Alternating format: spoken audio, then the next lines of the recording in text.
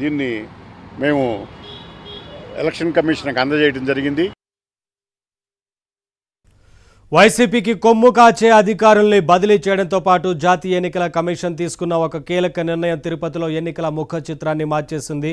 చంద్రగిరి, తిరుపతిలో 100% వెబ్కాస్టింగ్ ఎలా జరుగుతోంది, అధికారులు ఎలా పర్యవేక్షిస్తారో చూస్తే ఓటు వేయని వారు వెంటనే వెళ్లి ఓటు వేసి వస్తారు.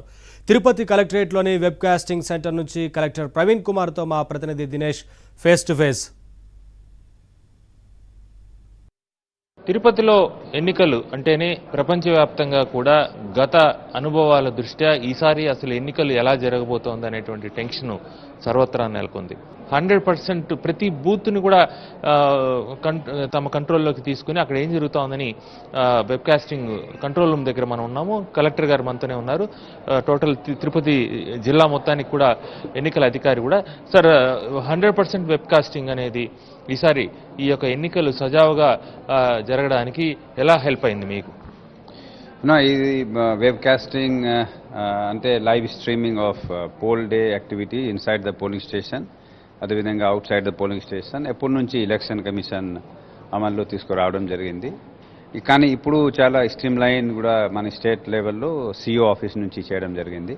గూడూరు కావచ్చు, సూళ్లూరుపేట కావచ్చు, వెంకటగిరి, శ్రీకాళహస్తి, సచివేడు మొత్తం అంతా కూడా ఇక్కడ వెబ్కాస్టింగ్ ఇక్కడి నుంచి కూడా ప్రతి బూత్ ఏ బూత్ కావాలంటే ఆ బూత్ చూసే పరిస్థితి. ఇక్కడ తిరుపతికి సంబంధించి కూడా మనం చూస్తున్నాము. ఇక్కడ ఈ వెబ్కాస్టింగ్ సంబంధించినటువంటి దృశ్యాలని మనం చూడవచ్చు. ఇక్కడ ఎంతగా జనము వెయిట్ చేస్తున్నారు క్యూ లైన్లో, మహిళలు కూడా మనం ఇక్కడ చూడొచ్చు. పెద్ద ఎత్తున మధ్యాహ్నం అయినప్పటికీ కూడా ఎంతగా క్యూ లైన్ అక్కడ ఉందని మనం కూడా చూడొచ్చు. ఈ రకంగా ప్రతి పోలింగ్ స్టేషన్ కూడా తిరుపతికి సంబంధించి, చంద్రగిరికి సంబంధించి ఇది మొత్తం అది తిరుపతి, ఈ పక్క చంద్రగిరి కూడా చూడొచ్చు. మొత్తం ఎన్ని వెబ్కాస్టింగ్ సంబంధించినటువంటి ఇవి ఎక్కడెక్కడ ఎలాంటి సిచ్యువేషన్ ఉంది చంద్రగిరిలో అనేటువంటి చూడొచ్చు. ఎక్కడ ఏమైనా దౌర్జన్యాలు జరిగినా ఏది జరిగినా మీకు అక్కడ తెలిసిపోతుంది కాబట్టి మీరు వెంటనే రెస్పాండ్ అయ్యి వాళ్ళకి.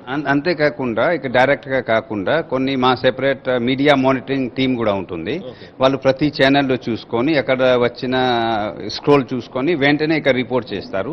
ఇక్కడ నుంచి మళ్ళీ సీసీటీవీ కెమెరాలు చూసుకొని లోపల బయట ఏదైనా రిమోట్ వస్తుందో నిజంగా జరుగుతూ ఉందా లేదా, జరుగుతూ ఉంటే వెంటనే కాల్ చేయడం, జరగకపోయినా ఇంకో కాల్ చేసి కన్ఫర్మ్ చేసుకోవడం జరిగి ఒక్కొక్క టీం ఒక రిజిస్టర్ లాగ్ బుక్ లాగా మెన్షన్ చేసుకుంటున్నారు. ఏ టైంలో ఏం జరిగింది, ఏం చర్యలు తీసుకున్నాము. సో దట్ రియల్ టైంలో మనకి ఎలక్షన్ ప్రశాంతంగా జరగాలి. ఆ ఉద్దేశంతో ఏమేమి చేయాలో ఈ మీడియా మానిటరింగ్ అలాగే వెబ్ కాస్టింగ్ మానిటరింగ్ ద్వారా ఇక్కడ సాధించడానికి ఎంతవరకు వెళ్ళొచ్చు అని మీరు ఆశిస్తున్నారు?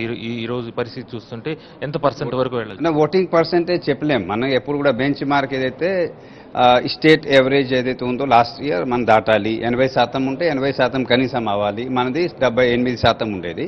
కనీసం 80%, 85%, 90% మేము 100% రావాలని కోరుకుంటాను యాజ్ ఎ డిఓ.